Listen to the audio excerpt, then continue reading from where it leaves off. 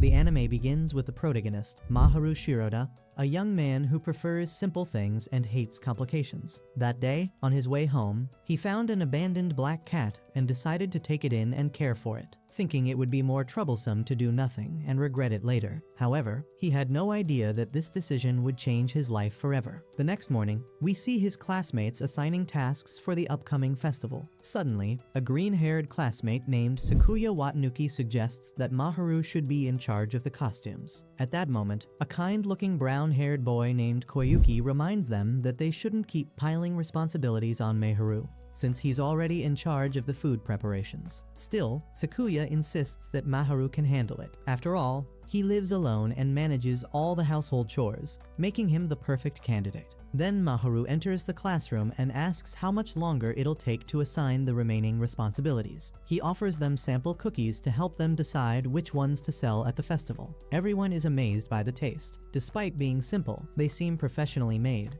Hearing their praise, Maharu says that simplicity is always the best option. They return to the costume discussion, and Maharu concludes that the ideal person must know how to sew and have free time, meaning he himself is the best choice. His classmates celebrate that he'll take care of the festival's most troublesome tasks. Later, as Maharu walks home with his friends, Koyuki asks if he'll be okay handling everything. Sakuya says that Maharu has always been like this. He ends up doing all the tasks no one wants. Maharu explains that someone has to do them, and letting people fight over it would be more troublesome. Sakuya offers to help since he's Maharu's childhood friend, but Maharu refuses, saying he'd only get in the way. Despite this, his friends still offer to help however they can, even just with shopping. Maharu wonders if they'll really be useful. They say he's being too harsh, but reaffirm that they'll support him. Later, Sakuya warns Maharu to be careful around the store near the station. There have been rumors of vampire sightings and victims found with bite marks on their necks, drained of blood. But since Sakuya is known for spreading absurd rumors, no one takes him seriously, so Maharu ignores the warning and heads home. As he approaches his apartment, he wonders if Kuro,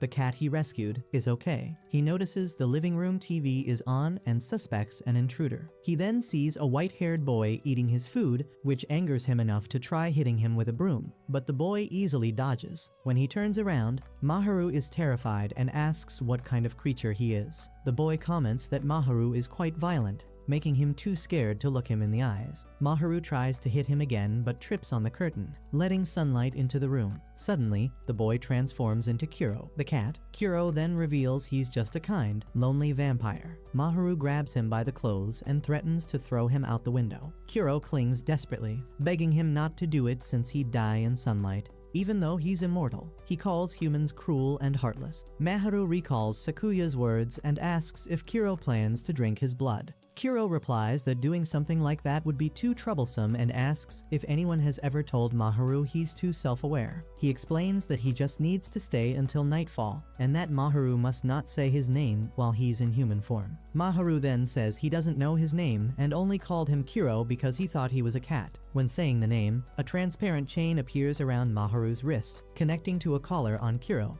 Kuro sighs, calling Maharu too dumb to be normal. Maharu grabs him again and demands an explanation, but Kuro is too lazy to care. Kuro explains he's a servamp, a servant vampire who can only drink his master's blood and obeys them despite how annoying their orders may be. He says that what happened was a temporary contract, and if he doesn't drink Maharu's blood within 24 hours, the contract will cancel. Maharu decides the best option is to kick Kuro out before the time is up. However, he discovers that a chain now prevents them from being too far apart, so he drags Kuro back inside and tells him to stop making a mess. Kuro accuses Maharu of being an abuser of cute animals and says his parents must be ashamed. Then, Kuro realizes he hasn't seen Maharu's parents and asks about them. Maharu tells him his mom died in a traffic accident when he was a child, and his uncle adopted him. Without his uncle, he doesn't know where he'd be. Kuro says he now understands why Maharu took in a filthy cat like him and calls him an idiot for being that way. Maharu replies that the problem shouldn't be complained about. Kuro tells Maharu to cancel his plans because they can't be apart for long.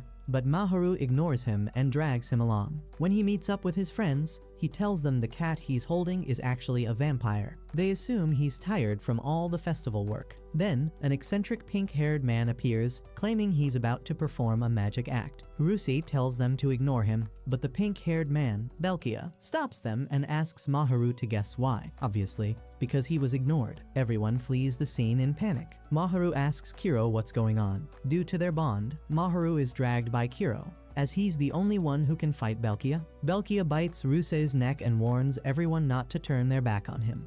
He tells Maharu to hand over the servamp of sloth, Kiro, or he'll end up like his friend. Kiro transforms into his human form and kicks Belkia into a store, but Kiro urges Maharu to flee. In an alley, Maharu tries to convince Kiro to help others, otherwise, Belkia will kill everyone. Kiro refuses, saying he's tired and doesn't have the strength. He's also sick of people pretending they're powerless and waiting for others to act, so he prefers to wait too. Maharu says that if that's his mindset, then he should run away alone. Meanwhile, Belkia is about to kill Maharu's friends, but Maharu leaps at him. Time slows as he reflects that the world only keeps moving because someone always steps up. Belkia draws his sword to kill Maharu, but Kiro intervenes and takes the blow, just like Maharu's uncle once saved him. Realizing that he and Kiro are now that someone, Maharu offers his arm and forms an official contract. Kiro reluctantly accepts and says people like Maharu are the most troublesome. Now officially bound, Maharu orders Kiro to defeat Belkia. Kiro warns that as his servamp,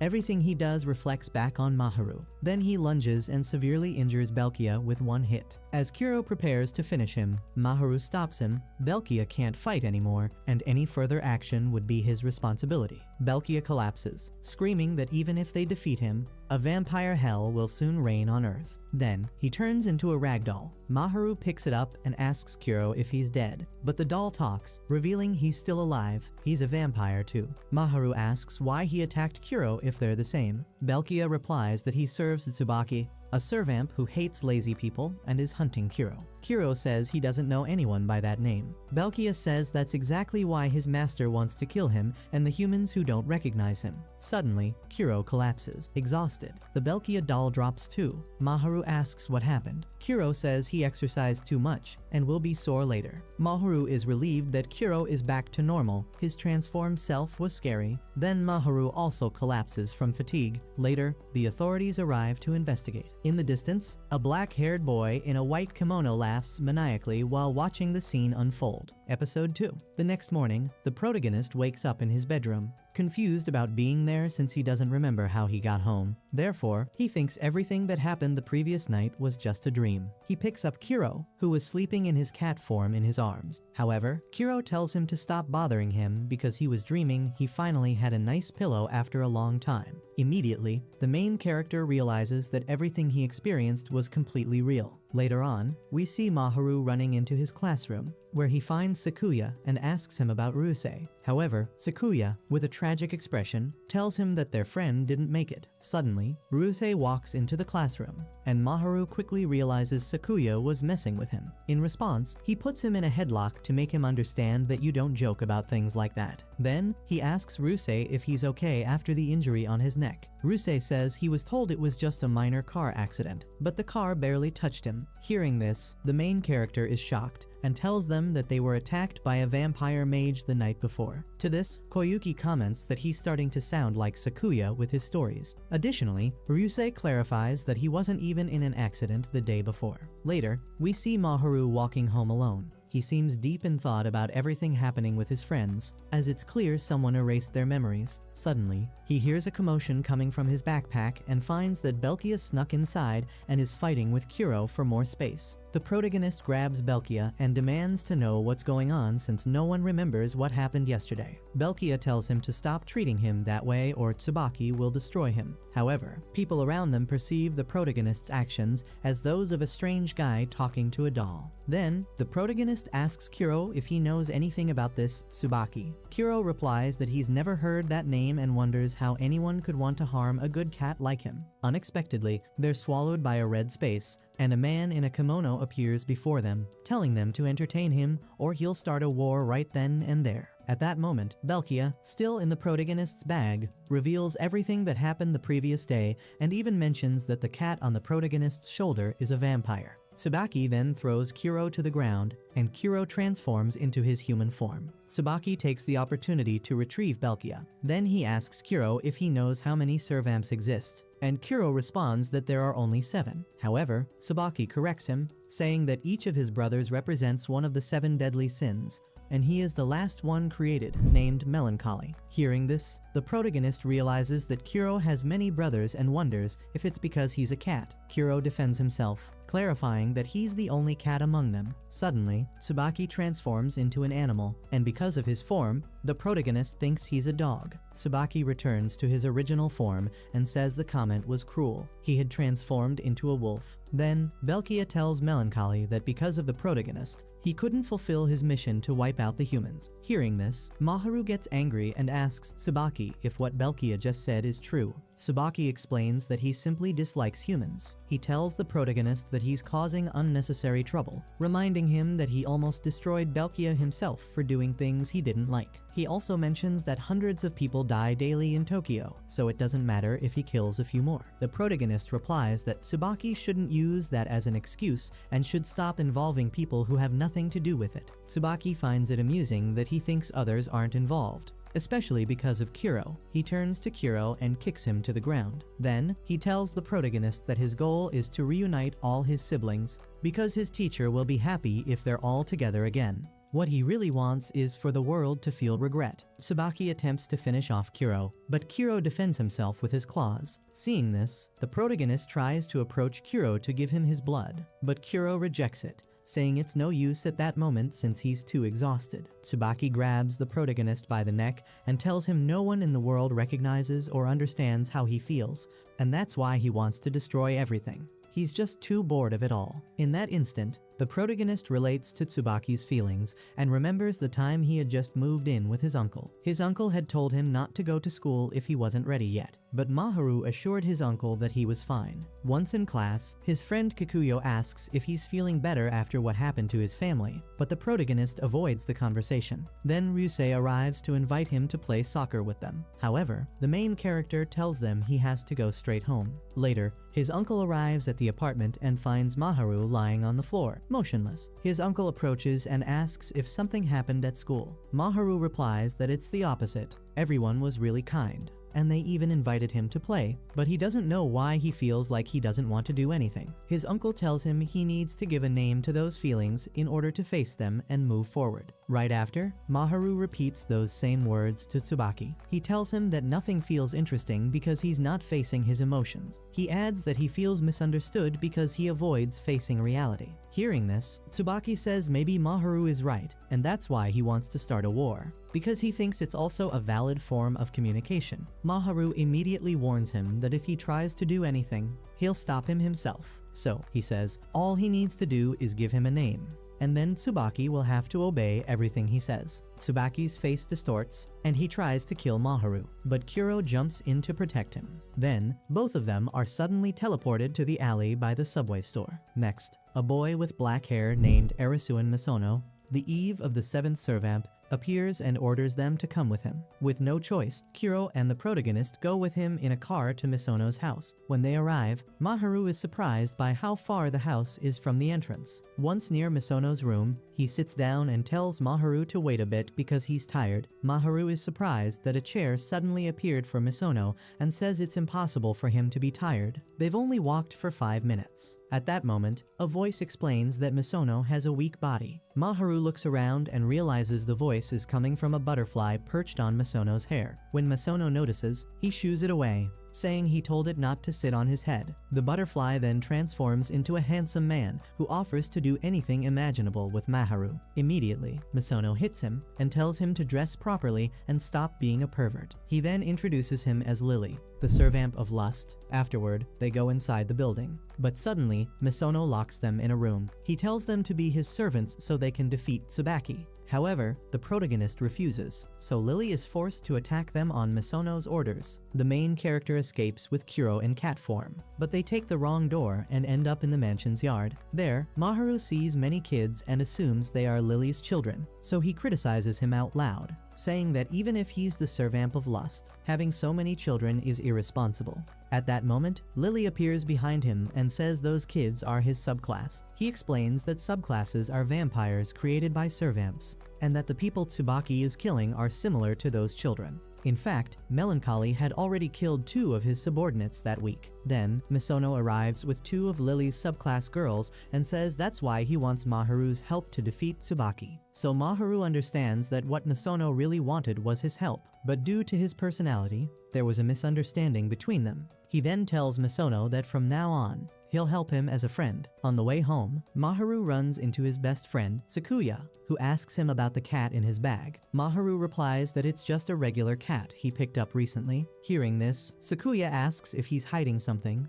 but Maharu says no, everything is fine. Sakuya reminds him that he can always count on him if something ever happens. After that, Sakuya accompanies him to a store to buy a wristband. When Maharu is about to choose one, Sakuya reveals that he had already bought one as a symbol of their friendship. Once they say goodbye, we see that Sakuya is about to be attacked by a vampire. The next morning, we see the protagonist and Kuro meeting with Misono. Then, Misono asks Maharu if he already has his weapon, which confuses the protagonist, who realizes that he actually doesn't know much about vampires. At that moment, Misono turns to Kuro and says that nothing much can be expected from the servamp of sloth. Kuro replies that they should stop talking about complicated things and just admire his cat form instead. Immediately, both of them tell him to do his job and stop dodging the issue. After this, Kuro asks Maharu if he really wants a weapon, to which he replies that if it helps him protect others, then yes, he needs one. So Kuro finally agrees to give him a weapon, but first tells him to close his eyes. Hearing this, Maharu asks him to wait and explain what's going on. However, Kuro ignores him. Suddenly, Maharu is transported to a fantasy-like space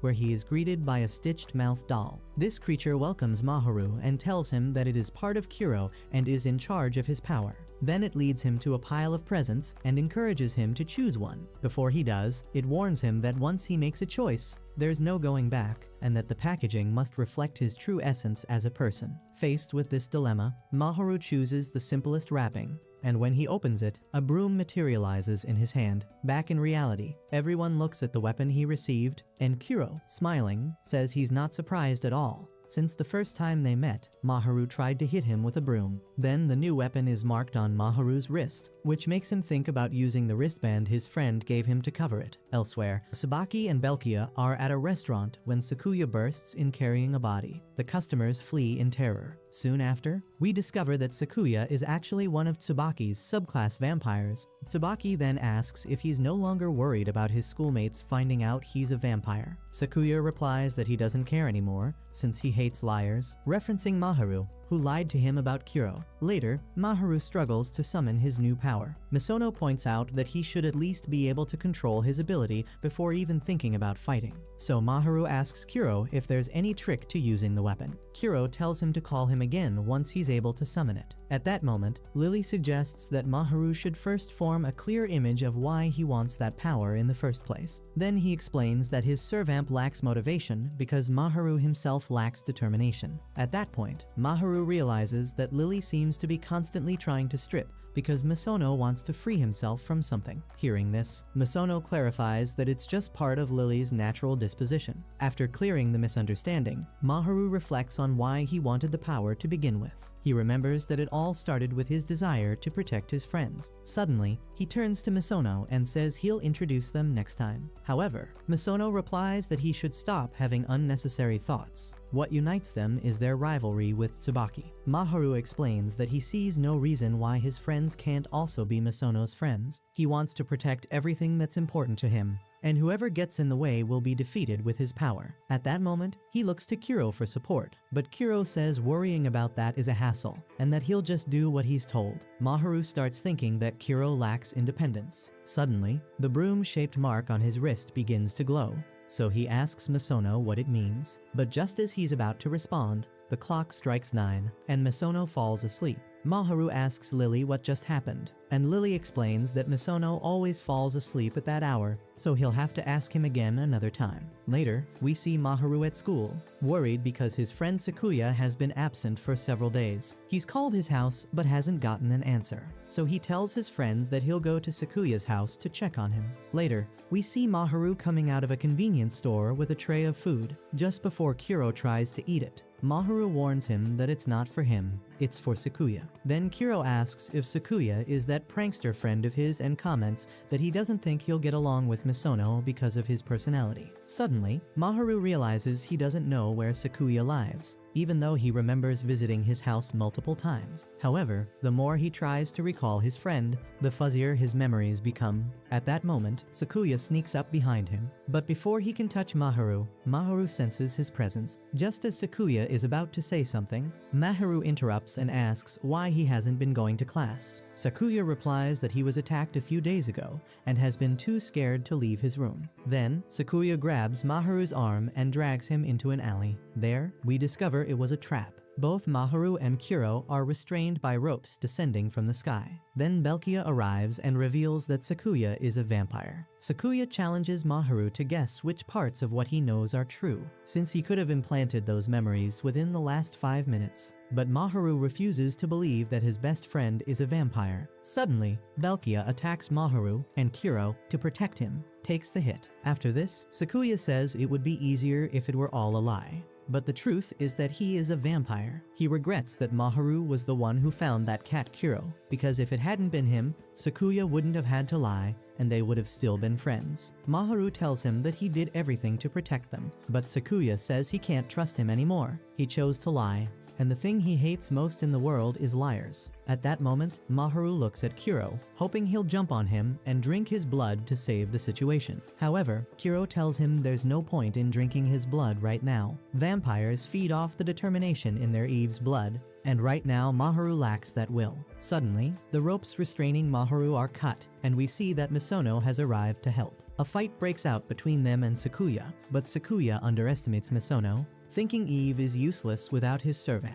Meanwhile, Belkia tries to trap Misono, but Misono reveals his plan and teaches Maharu how to properly use a weapon. Then, a chair appears, trapping Belkia, while Lily simulates slitting his throat. Misono explains that they can trap anyone caught between him and Lily, rendering them unconscious. After defeating Belkia, they prepare to face Sakuya, but Maharu stops them, saying that Sakuya is his friend. Suddenly, Belkia rises like a puppet and cuts off Lily's leg. Taking advantage of the situation, Sakuya injures Misono, and Lily tries to protect him with the last of his strength. Sakuya then says he didn't mean to deceive them, but he never said he came alone. From a nearby building, a girl named Otajiri is revealed to be controlling people with strings like puppets. Tsubaki is also watching everything from afar with her. However, his goal is to find out if Maharu is the key, and he wants to witness the despair of what's about to happen. Meanwhile, Sakuya threatens Maharu with a knife, saying that his original plan was just to spend time with him. But since Maharu ruined everything, now he has to kill him.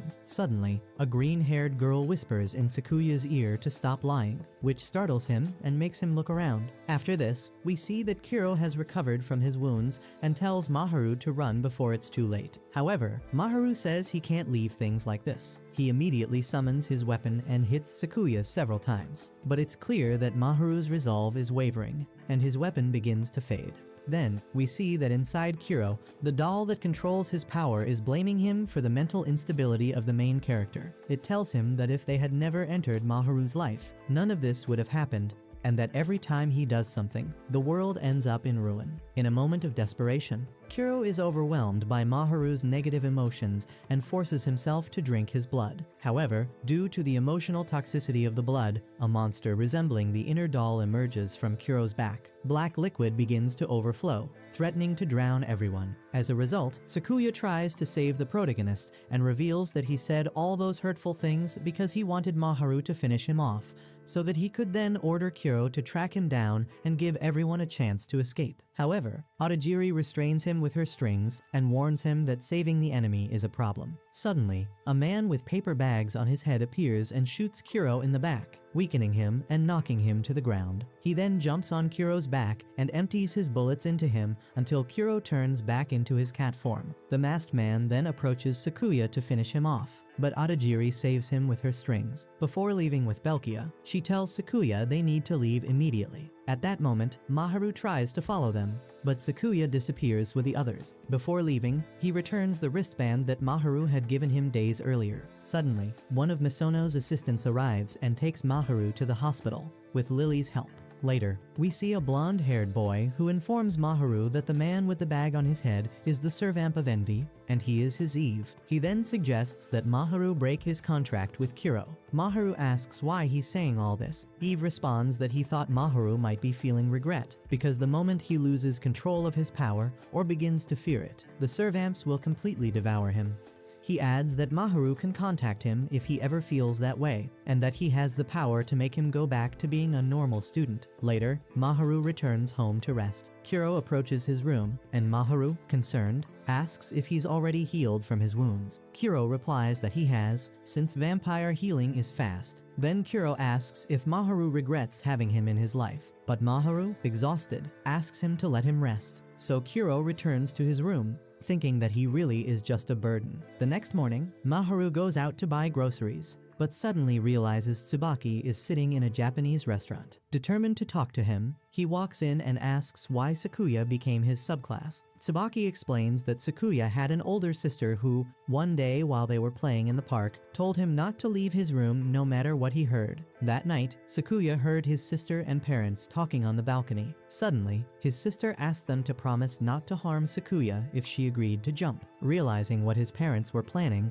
Sakuya ran out to stop them, but it was too late. His sister's lifeless body lay on the ground below. Afterward, they told him that when the police arrived, he'd have to say she fell while playing. Otherwise, he'd suffer the same fate. That was the first lie Sakuya ever told, and his family received a large insurance payout for his sister's death. The neighbors suspected something strange was happening in the household, but no one wanted to get involved, so they all lied. Thus, the entire city helped cover up the truth. And 6 years later, Sakuya was forced to repeat the same tragic fate. Tsubaki then explains that subclasses are created when a human near death drinks the blood of a servamp, which forces the subclass to unconditionally obey their master's commands. Before Maharu can respond, Tsubaki freezes time in the restaurant and says he noticed Kuro in Maharu's bag and sensed his killing intent. However, Tsubaki clarifies that he doesn't want trouble, so he leaves immediately. Afterward, Maharu reflects regretfully that he didn't worry more about his friend Sakuya. He had lied to him to protect him from the world of vampires,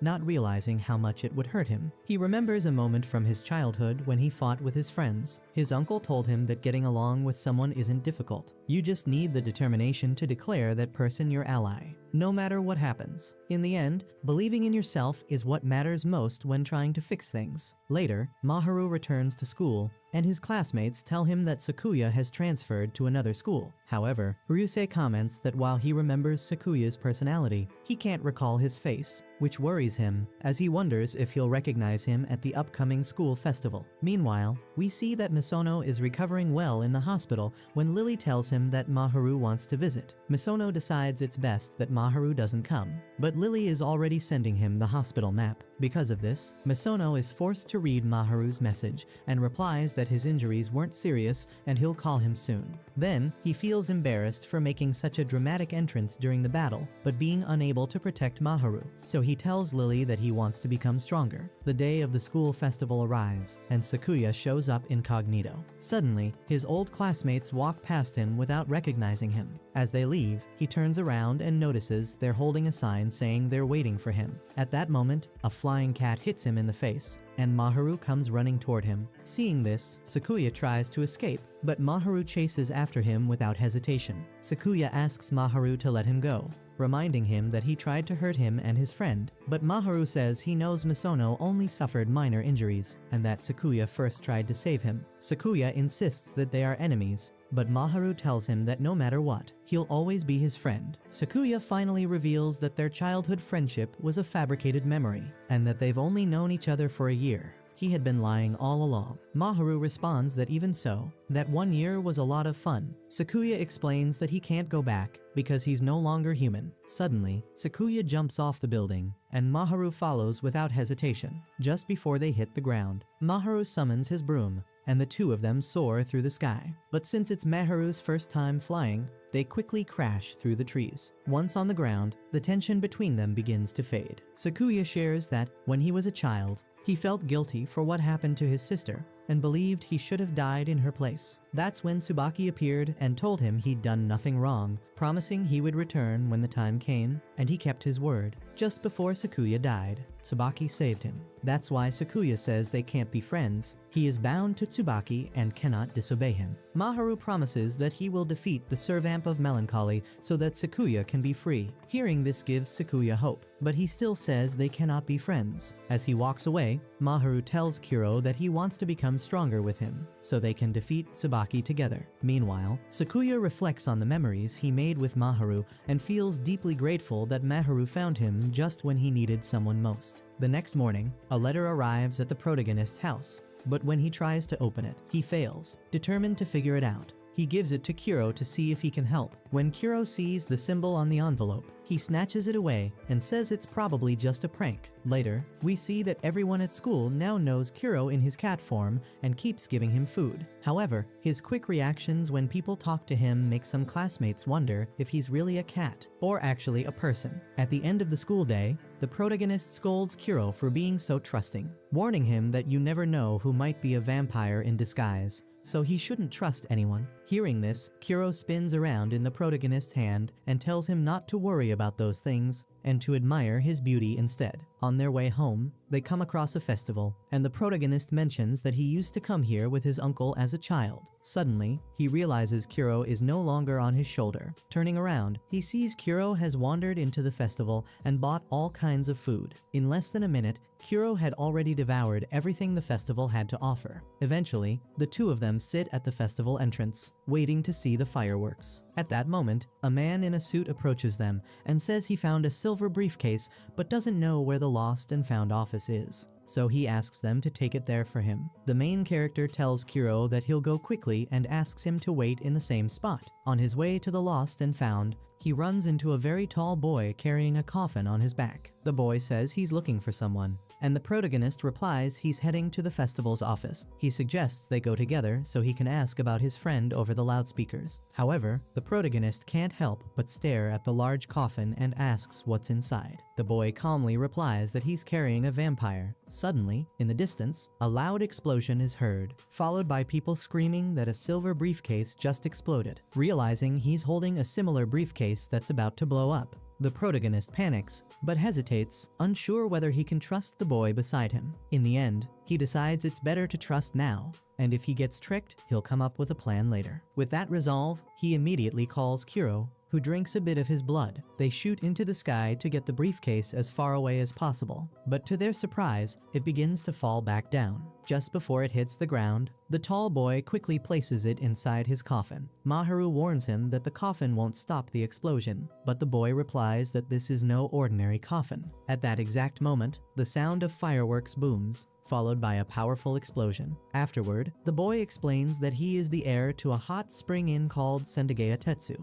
Then a bat flies out of the coffin, and the boy apologizes for the situation, explaining he thought the bat had already left the coffin, and that's why he was looking for it. We then discover the bat is actually the Servamp of Pride, and the boy is his Eve. Later, Tetsu asks the Servamp of Pride if he's recovered after receiving some of his blood. The Servamp confidently replies that of course he has. He's fully healed, as it's not hard for him at all. He emerges from the coffin and declares that everyone should now admire the true, ultimate form of the Servamp of Pride, Hugh Algernon Oscuro III. He then orders them all to tremble and fear his presence. The protagonist comments that maybe Hugh isn't fully recovered yet. Hugh jumps on top of the coffin and declares that the protagonist clearly doesn't understand the danger of being in front of a terrifying vampire. Maharu interrupts and asks if he can just call him Hugh, to which Hugh replies that his name ends with the third. Later, the Servamp of Pride tells Kuro that while he was wandering around, the world fell into chaos. The protagonist asks if he's referring to Tsubaki, but Hugh says that before getting to that, he'll explain how he met Tetsu. He recalls that one night, following the scent of high-quality blood, he felt the need to inspect the potential candidate to become his Eve. That's when Tetsu appeared and offered him a room at his hot spring inn. Hugh told him he was a vampire and needed a room with no light. Instead of questioning him,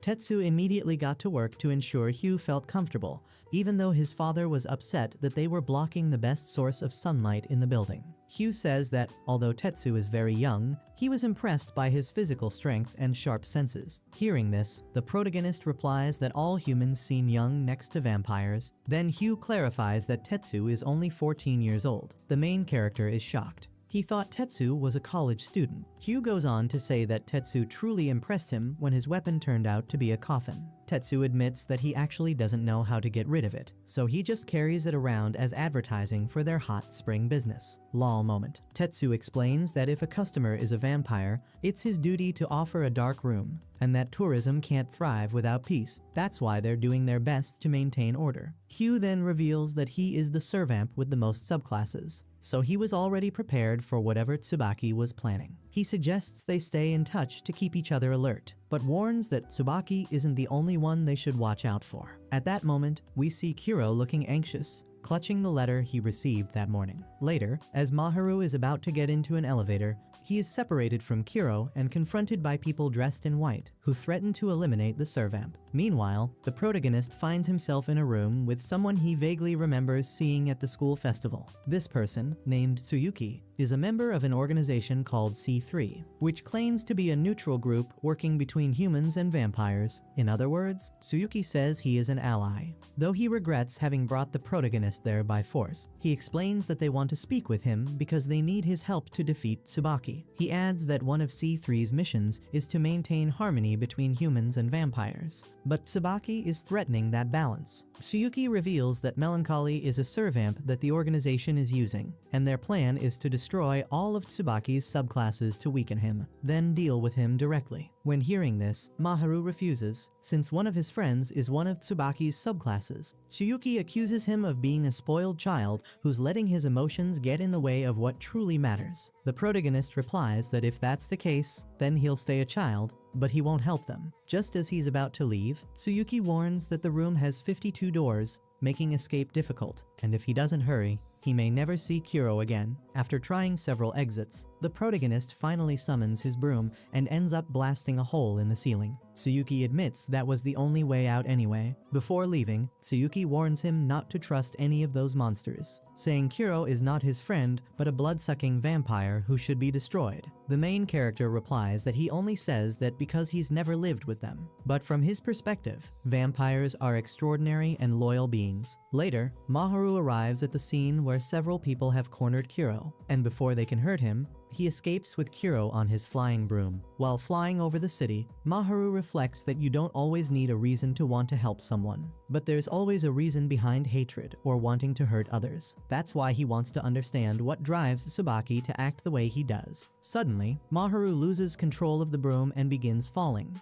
to which Kuro sarcastically comments that maybe he shouldn't act so confident when he can't even steer properly. Episode 6. In a change of scene, Misono and the protagonist are staying at Tetsu's inn to gather information about Tsubaki. Maharu suggests that Misono consult the Eve of Envy, but Misono refuses. He doesn't trust him. Later, Hugh arrives with a new lead and sends the protagonist to investigate. When he reaches the area, one of Hugh's subordinates contacts them, informing them that a young man dressed in black with wings on his back is causing a disturbance nearby. The protagonist quickly locates the suspect and notices he's carrying a caged hedgehog that seems to be crying for help. They decide to secretly follow him to find out what he's up to. The main character asks Kuro if he has any subclasses who could provide information. However, Kuro replies that he has no subclasses because he finds it too troublesome. He explains that subclasses are created by giving blood to a human on the verge of death, but since it's unclear whether that person actually wants to live longer, the process is messy and unpleasant.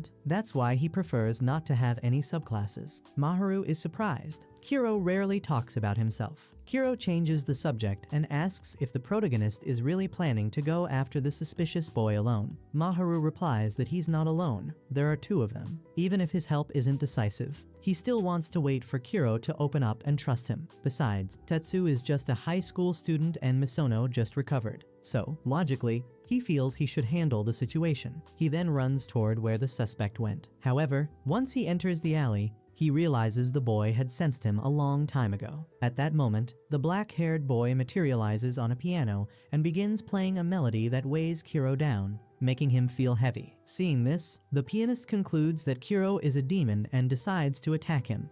The wounds he inflicts on Kuro don't heal, so the protagonist rushes to help. After drinking his blood, Kuro recovers fully. The protagonist then asks the boy to release the servamp he has captive. The boy replies that he'd be doing him a favor if he just took it far away from him. Suddenly, the hedgehog transforms into his human form, revealing that the boy with wings is his Eve, whom he calls Angel. Immediately, Angel kicks him away and yells at him to leave him alone once and for all. The servamp of greed then asks why he's so cruel, especially since he was the one who introduced him. Angel responds that angels don't need to explain what they do. Seeing this, Kuro tells Maharu that he no longer wants to face Angel. He's too scary. The main character tells the servamp of greed that he's glad they found him, because now they have another ally. Greed responds that he has no intention of helping, and questions why they even need allies. The protagonist explains their goal is to defeat Tsubaki. Greed replies that he doesn't need to help, because with Sloth Kuro by their side,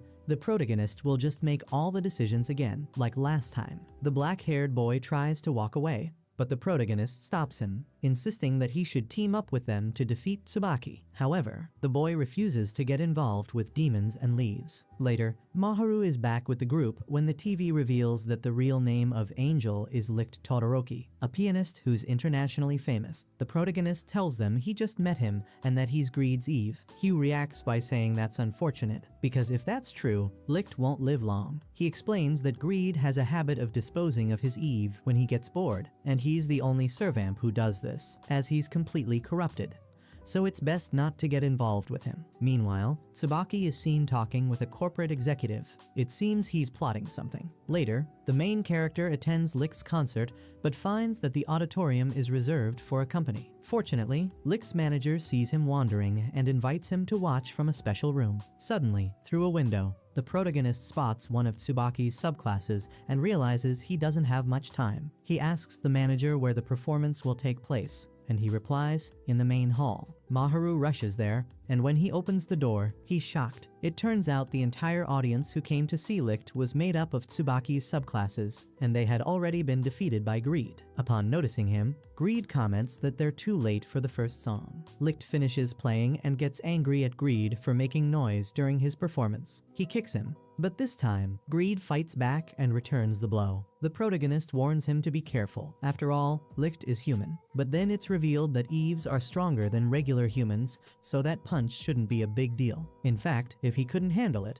he wouldn't be worthy of being Greed's Eve. Then, Greed punches Maharu, sending him flying. But Kuro intervenes and cushions the blow to prevent injury. At that moment, Greed tells the protagonist that long ago, there were 7 vampire siblings who lived in harmony. But everything changed when the neutral group C3 sent them a letter ordering them to eliminate someone. So the siblings decided to vote on the matter. Greed, wrath, and gluttony voted against, while pride, lust, and envy voted in favor. The deciding vote was left to the eldest, Sloth Kuro. Suddenly, the protagonist feels intense hostility from Kuro and doesn't dare to look at him, fearing what might happen. Greed mocks him, noticing that Kuro doesn't want the protagonist to know the truth. He warns him to be careful. Kuro can kill even in his sleep. At that moment, Kuro loses control and attacks Greed. Meanwhile, in the concert hall, Belkia arrives to report to Tsubaki that all their subclasses were annihilated, and he barely escaped. Tsubaki apologizes to his companions,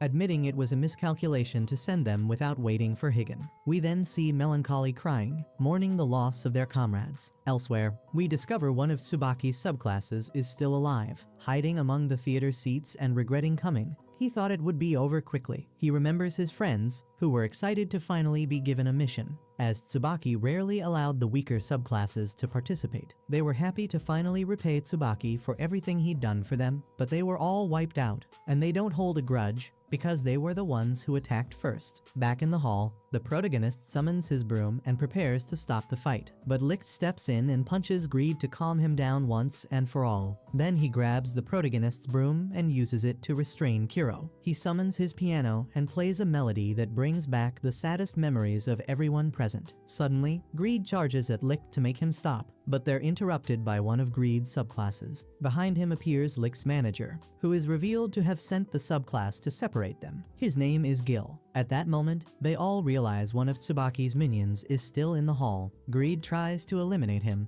but the main character stops him, saying it's not necessary, the boy doesn't want to fight. Because of this, Greed decides to let him go and leaves the auditorium. The protagonist approaches the subclass and asks his name. The boy thanks him for saving him from Greed and says his name is Lilac. Maharu tells him he'll have to stay with them for a while. Later, we see Greed heading home when he's suddenly ambushed by Tsubaki, who drags him into his world. In a change of scene, the protagonist meets up with Misono and Tetsu to tell them what happened at Licht's concert. Misono immediately scolds him for acting without consulting the group. Somewhat embarrassed, the protagonist admits he was only there out of curiosity and never imagined he'd witness a fight. Still, he points out that he at least brought back one of Tsubaki's subclasses as a hostage. At that moment, Tetsu calls the protagonist Big Brother and jokes about how much he did, while Misono just slipped in the bathroom. Offended, Misono retorts, asking why he's being talked down to. After all, he's the same age as the protagonist and should be treated like an older brother too. Then, Misono says he's against letting Tsubaki's subclass roam free.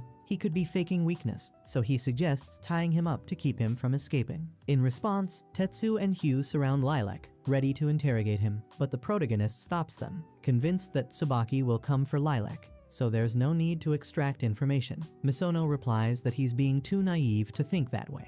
Maharu explains he has reasons to believe Tsubaki will come, because the last time they faced him, he personally came to rescue Belkia. This showed him that Tsubaki cares deeply for his subclasses. Misono finds that hard to believe. He doubts someone like Tsubaki can feel anything like that. Maharu turns to Kuro, hoping for support, but Kuro seems down and silently leaves the room. The protagonist follows him under a bridge and stops when he sees Kuro acting strangely. He realizes that ever since Kuro's argument with Greed, he's been more and more curious about what really happened back then, determined to know the truth. He finally asks what they were talking about at the theater, but Kuro's expression shifts in a disturbing way, so the protagonist, sensing the tension, changes the subject and invites him to return to the others. At that moment, Kuro transforms into his cat form. The main character, turning his back, falls into deep thought. He spent a long time thinking about the meaning of the word resolve, but looking away, he realizes that what he actually feels is fear of Kuro, and all he can do is wait for Kuro to open up when he's ready. The next morning, the protagonist notices Kuro isn't in his bed. Worried, he goes looking for him. When he opens Kuro's door, he finds him curled up in a corner, in cat form. Right then,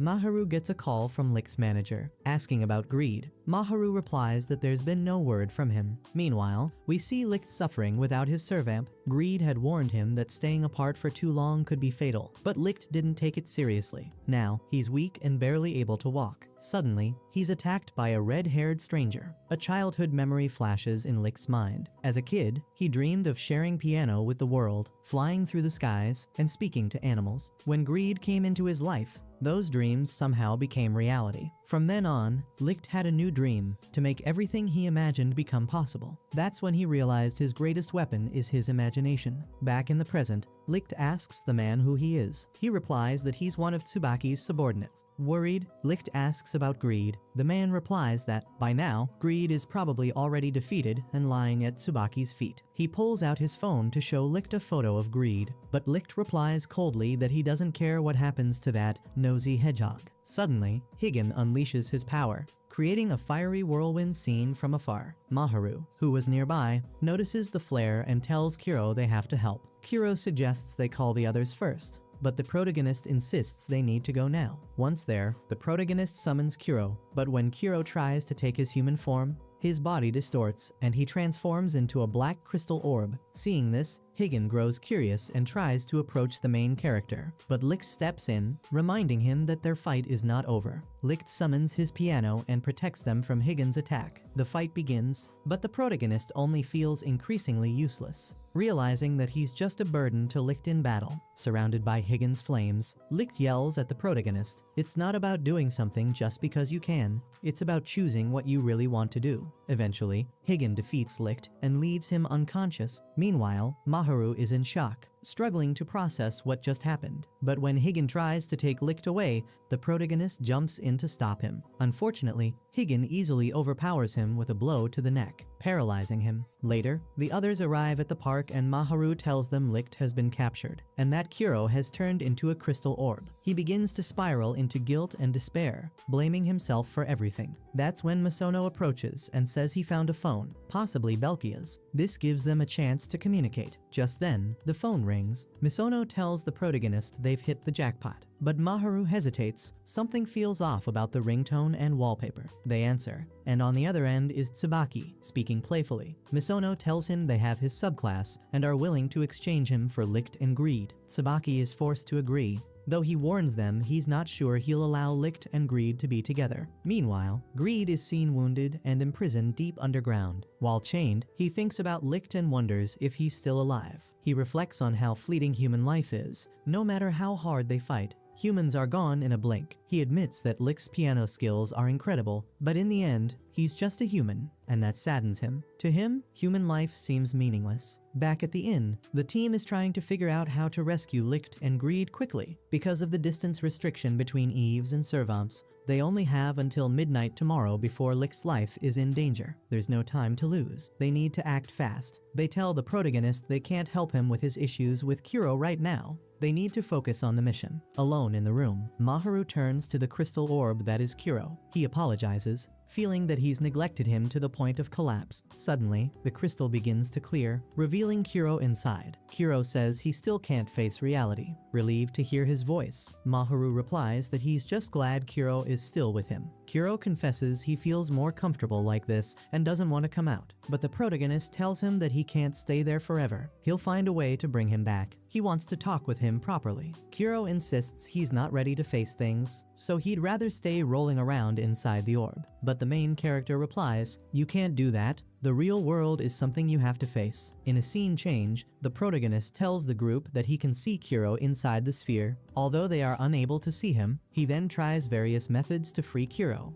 but all of them fail. Later, Licht's manager arrives at the inn, where Maharu informs him that Licht has been kidnapped. He explains that he tried to rescue him, but in the end, Licht was the one who protected him. After that, they gather to come up with a plan to rescue Licht and Greed before midnight. But first, the main character suggests releasing Lilac once the boys are safe. When hearing this, Tsubaki's subordinate is surprised, as he believes there's no need for the protagonist to go that far for him. On the other hand, Misono believes they shouldn't let him go, as he could be used later as a bargaining tool with Tsubaki. However, the protagonist insists on releasing him once it's all over. Finally, Krantz reveals that he has a strategy to fight the vampires that might give them an advantage. Suddenly, Krantz pulls out a water gun and asks Hugh to extend his arm. Then, he drops a bit of water into Hugh's palm, and immediately, Hugh faints. Krantz, visibly embarrassed, apologizes for the incident, saying he didn't expect Hugh to be a vampire. Seeing this, Maharu scolds him, pointing out that, of everyone present, Hugh looks the most like a vampire. Then, Krantz explains that what he used on Hugh was holy water, a resource he uses when greed becomes irrational. He mentions that he got the holy water from an antique dealer. After this, they begin investigating the person and discover that he's the Eve of the Servamp of Envy. Upon this revelation, the protagonist offers to go find the shop. However, before leaving, Misono, visibly uneasy,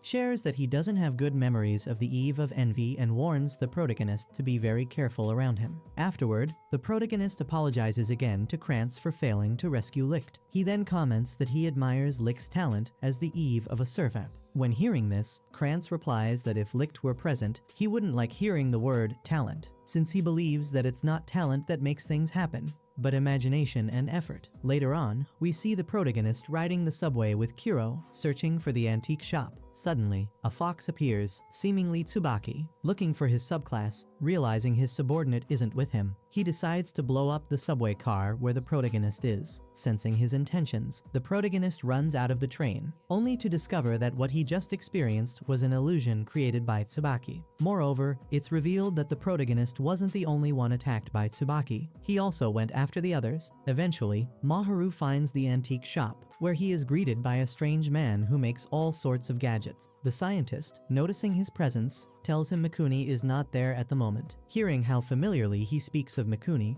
the protagonist assumes they're friends. However, the scientist puts on a look of disgust and clarifies that he's just an employee. Then, the scientist asks the main character about his relationship with Mikuni. Maharu answers that his name is Maharu, and that he's just an acquaintance. When hearing his name, the scientist immediately recognizes him and realizes he's the Eve of the Servamp of Sloth. However, the scientist is a bit scatterbrained and can't remember his name, so he decides it would be best to write the protagonist's name on his forehead so he won't forget. After that, the scientist reveals his name, Johans Mimir, and explains that he specializes in researching servamps. Just then, Mikuni arrives at the shop and kicks the scientist for rummaging through his belongings. Seeing Mikuni's attitude, Maharu calls him by name, which makes the Eve of Envy uncomfortable since he hadn't revealed his identity. At that moment, he also confesses that he's Misono's brother. Maharu is surprised to learn this, as Misono doesn't seem to have a good relationship with his brother. Next,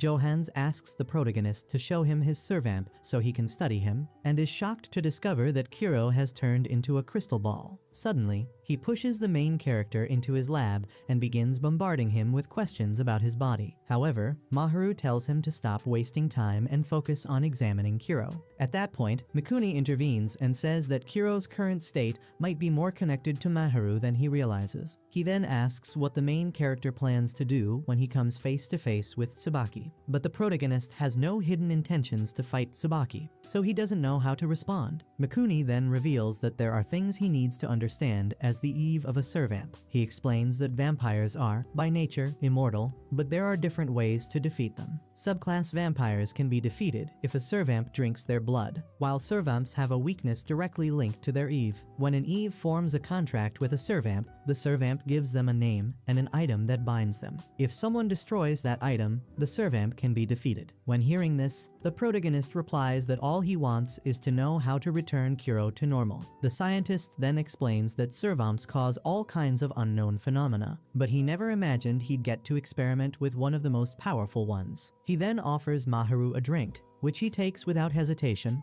only to immediately collapse. It is soon revealed that this incident allows the protagonist to enter Kuro's mind. Meanwhile, Tsubaki can't find his subclass, so he decides to go look for him himself. His subordinates, worried, offer to go in his place, but Tsubaki refuses and orders them to stay behind to guard the building. Later, we see that the others have discovered the location of Tsubaki's base and decide to infiltrate it. There, Krantz manages to reserve a room on the 41st floor and gives Misono a key so he can search for Licht and Greed. However, Misono ends up running into Sakuya in the elevator, and Sakuya recognizes him through his disguise. In a scene change, we see Greed's subclasses, all dressed in fish costumes, meet Tsubaki in the forest. Right away, Gil asks him about Greed's whereabouts. Tsubaki is surprised to hear such a deep voice coming from such a delicate-looking figure. After that, Tsubaki shows Gil a set of keys, suggesting they might be related to Greed's location. Gil then confesses that they won't let him leave until he reveals where Greed is, and adds that his subclass is inside one of the costumes. Hearing this, Tsubaki tries to figure out which costume his subordinate is in, but they're so thick that he can't detect anything. Next, we see that Sakuya has set a trap for Misono, and he confesses that the plan all along was for him to separate from Pride in order to destroy him. Realizing this, Misono feels powerless for falling so easily into such a trap. Later, we find out that Tatsu and Hyu are on the upper floor, where several of Tsubaki's most powerful subclasses are waiting to confront them. However, Hyu shows no fear and appears completely confident in his ability to take them all on. Meanwhile, Greed can't stop thinking about Licht and wonders if he has already passed on. Suddenly, he hears Licht's voice and thinks it's because their minds are now connected and he can hear him from the afterlife. However, Licht is actually on the other side of the wall, and when they start arguing, he ends up breaking through the wall to face him directly. After this, we see the protagonist enter Kuro's subconscious and fall into a desert. He immediately sets out to look for Kuro, but the rag doll guarding his power appears and tells him Kuro doesn't want to see him right now. Despite that, Maharu doesn't give up and keeps wandering through the desert until his legs give out and he collapses. Suddenly, he hears the sound of a bell coming from the ground. At that moment, he remembers the advice Licht gave him before being kidnapped and decides to draw a door on the ground, which leads him to a staircase. After descending for a while, the protagonist finds the rag doll again, who invites him to witness one of Kuro's memories. Here, we're shown the time when the 7 servants gathered to decide what to do about the order given by C3 to eliminate their creator, who was considered a potential threat to humanity. The reason behind this decision was that if he were to create more monsters like the servamps, it would lead to unstoppable chaos. However, the decision to accept or reject the request was divided among the siblings, so the responsibility of making the final decision fell to the eldest brother. Sloth then tells them that he will be the one to end their creator. When hearing this, Greed loses control and scolds him for what he's about to do. After that, Maharu watches as Kuro approaches his creator's door and says something to him, though he can't hear the words, just as he's about to witness what happens next. Vines cover his eyes and prevent him from seeing. At that moment, Kuro's greatest fear is disappointing the protagonist. Later, when the time comes to act, no other servant stops him, so none of them have the right to blame him either. From that point on, each servant goes their separate way, and they never meet again. Suddenly, the protagonist finds himself in a hallway full of rooms with padlocked doors. Kuro's power guardian, surprised, says he never thought he'd make it this far,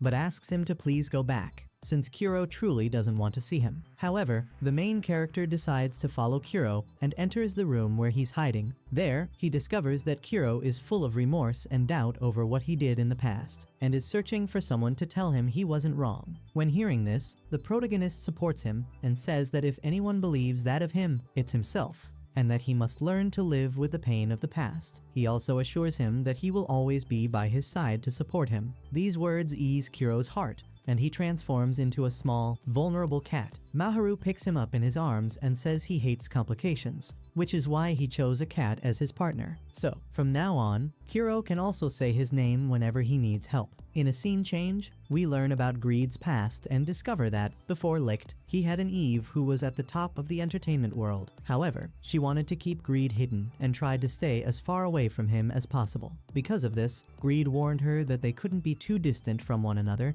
and asked her to be careful about potential accidents. One day, when his former Eve was going to attend a piano concert, Greed discovered for the first time the unique existence of Licht. However, shortly after, he saw on the news that his Eve had died in a tragic accident. Later, we see Licht visibly angry with Greed. He tells him that he doesn't know what immortality is, but the only thing he's sure of is that it's his duty to destroy him once and for all. To that, Greed responds that, if that's the case, then Licht must destroy him before he becomes a threat. He finally reminds him that, to the world, his life is as insignificant as anyone else's. Hearing this, Licht replies that he shouldn't drag him down to his level. Afterward, we see Hugh and the others feeling tremors from the battle between Licht and Greed. Back to the fight, we notice that Greed is becoming increasingly exhausted, which makes him assume that Licht must be in worse shape. However, Licht kicks him in the face, and upon seeing Greed badly injured, he advises him to stop before he gets even more hurt. Greed responds that that's exactly his problem. He's always thinking about him without making any effort to move forward, and that's why he despises him.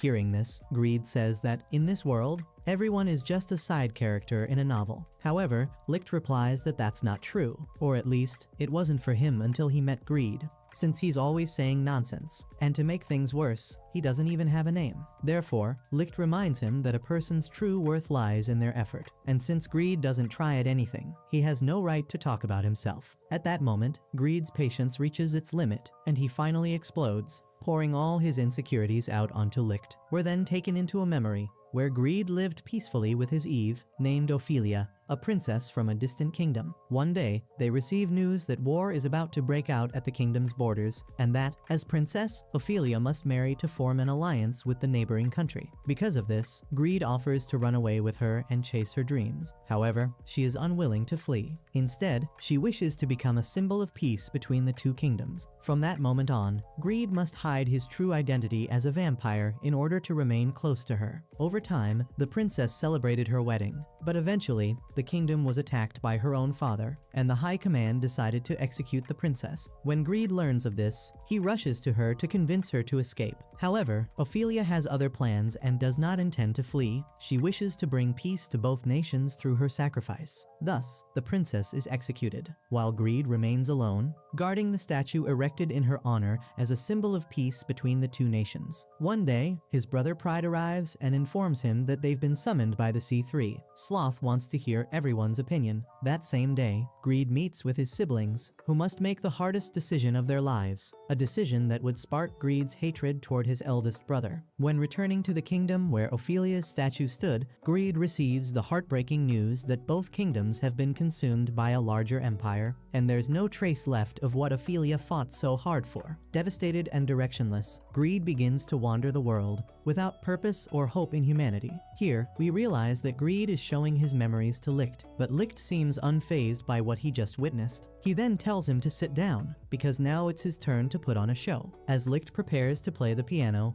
Greed asks him to play something cheerful. However, Licht replies that how music is perceived depends solely on the listener. He then explains that the piece he's about to perform is based on a famous story about a man who fell in love with a high society woman who was out of his reach. As soon as Greed hears the first notes, he realizes it's a sad piece. However, Licht clarifies that it's not, that the sadness he hears in the music is his own. Licht then tells him that, back then, he should have realized his feelings sooner and bet on something greater. At that moment, Greed understands that he should have dreamed of achieving Ophelia's ideal as much as he wanted to follow his own. Then, Licht encourages him with kind words, urging him to take the first step and imagine a different future. At that moment, Greed realizes he can't allow Licht to end his life so empty and meaningless in such a desolate place. So from now on, he will live the right way and go out into the world to pursue his dreams, to prove to Ophelia that he will never give up again, no matter what. With this newfound resolve, Licht forms an official contract with Greed,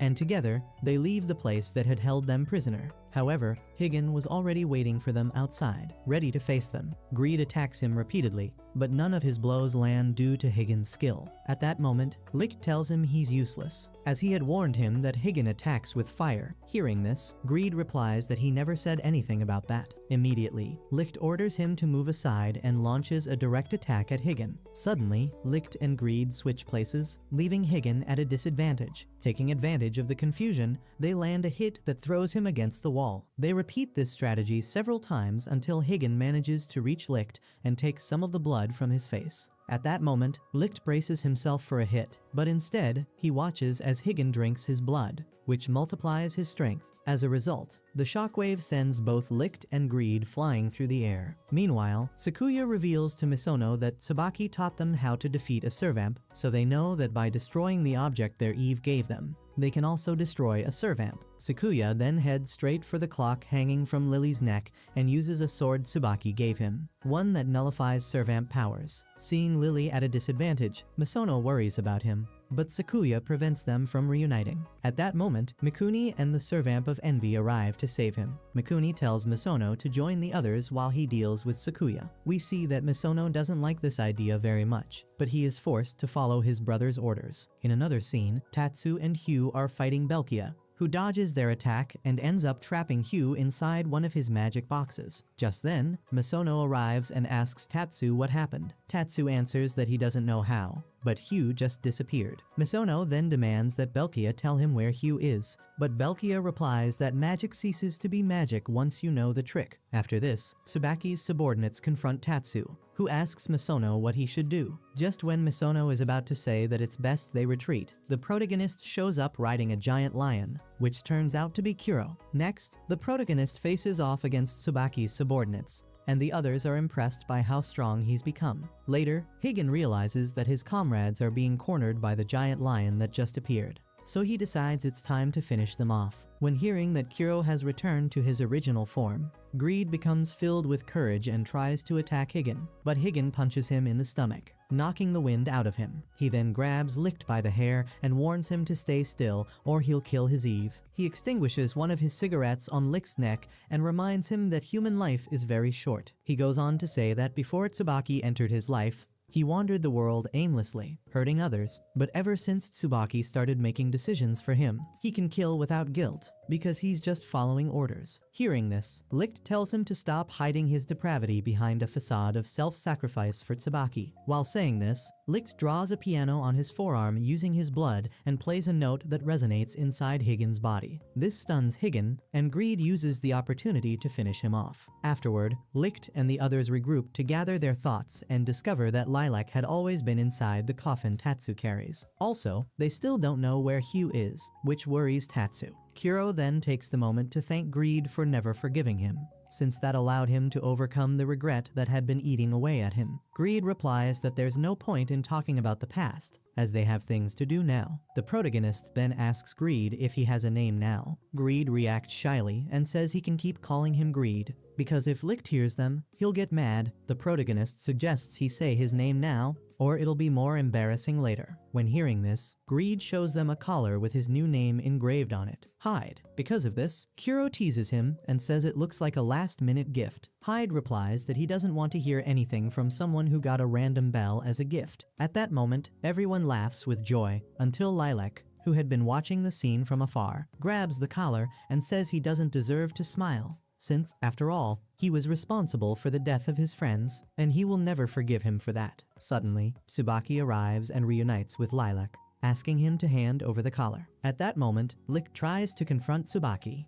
but Greed stops him, since he has experienced Melancholy's strength firsthand. Because of this, he entrusts Kuro with the task of recovering his treasure. Then, Tatsu asks Tsubaki where Hugh is, to which Tsubaki explains that Belkia's magic is a skill that teleports someone to their counterpart's box. That's how the Servamp of Pride ended up where he was. However, he doesn't reveal what he did with Hugh. At that moment, the protagonist asks him what his goal is with everything he's doing. Tsubaki replies that he wants to fulfill his master's wish and cleanse the chaotic world he left behind. He also reveals that he is the only tool capable of destroying the Servamps. Suddenly, he tosses Greed's collar into the air and slices it in half. At the same time, we see Hyde being wounded, and a powerful wind bursts from within him, turning into a storm. Meanwhile, Licht struggles with all his strength to reach him. Kuro immediately engages in a fight against Tsubaki to prevent him from hurting Greed any further. At that moment, Melancholy comments that during that time, Kuro was the only one his master ever met with, and asks if he ever spoke of him. However, Kuro says he never heard about him, and also wants to know why his creator made him the 8th Servamp. Hearing this, Tsubaki tells him he should have asked his creator while he still had the chance. Elsewhere, we see that Licht finally reaches Greed, who is in his porcupine form, and carries him away. We then see that Tatsu and the others are also retreating, except for the protagonist, who goes back to look for Kuro. Later, we see Kuro trying to handle things differently from back then, because he regrets what he did to his creator. That's why he tells Tsubaki that he wants to understand why he's doing all this. They shouldn't be fighting, but talking. However, Tsubaki replies that he has nothing to talk about with him and absorbs the energy that burst out of Greed, spreading it across the entire city. We then see a bunch of thorns falling onto the streets, visible to all the humans. While the protagonist searches for Kuro, he runs into Mikuni, who tells him to leave this problem to the Servamp of Sloth, as from now on, all they can do is wait for the battle to end. But Maharu disagrees with this thinking, because the Servamps are partners of the Eves, and it's their duty to stand by them. When hearing this, Mikuni is left thoughtful and lets him go. Finally, we see that Tsubaki has Kuro cornered. But just then, the protagonist arrives to stop him from hurting him any further, so Tsubaki focuses on eliminating the protagonist instead. Seeing this, Kuro's instincts awaken, and he transforms into a giant lion. Next, we see the others still trying to escape the building when a huge rock falls toward Licht. Suddenly, the C3 organization arrives to save him, preventing him from being crushed. We're also shown that the entire area is now surrounded by C3's sorcerers. Tatsu then reunites with Hugh, though he's unconscious. Meanwhile, Sakuya rushes to the site of the battle. Kuro has Tsubaki cornered and is about to finish him off. However, the main character stops him. To keep him from interfering, Tsubaki launches an attack toward Maharu, but it's intercepted by Sakuya. Sakuya immediately admits he'll never be able to choose a side, but he doesn't want the protagonist to die. This situation makes Tsubaki lose control and start laughing uncontrollably, so Kuro decides it's time to end it. But Maharu gets in his way, which moves Tsubaki deeply. At that moment, an opening appears in Tsubaki's chest. It's a keyhole. At the same time, the protagonist's weapon transforms into a key, and he chooses to insert it. Immediately, he's transported into a very old memory of Tsubaki. where Tsubaki appears melancholic, wondering why his siblings haven't visited him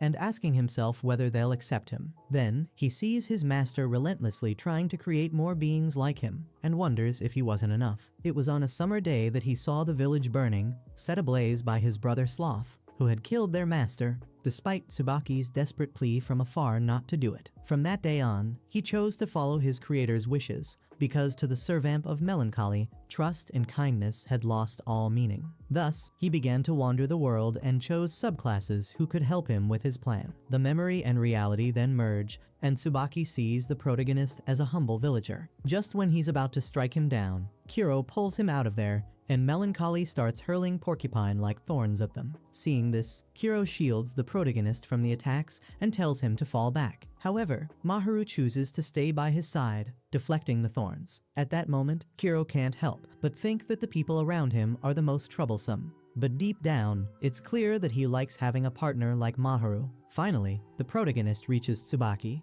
but instead of striking him, he embraces him, disabling all of his defenses. Afterward, Maharu returns to the others, where Masono greets him with a big smile. We then see that Tsubaki managed to escape the chaos, taking Sakuya with him and healing the wound the protagonist caused. Once conscious, Melancholy asks Sakuya to listen to his final wish to tell all his subclasses to live freely and forget about him, because in the end, it was only his personal burden. Finally, we're shown that the lives of the Servamps and the Eves have returned to normal. They are recovering from the intense battle against Tsubaki. The days of conflict are behind them, and now they focus on rebuilding and strengthening their bonds. Peace and tranquility have returned, allowing them to live without the constant threat Tsubaki represented. Each of them, shaped by their experiences and growth, looks to the horizon with the hope of a better future.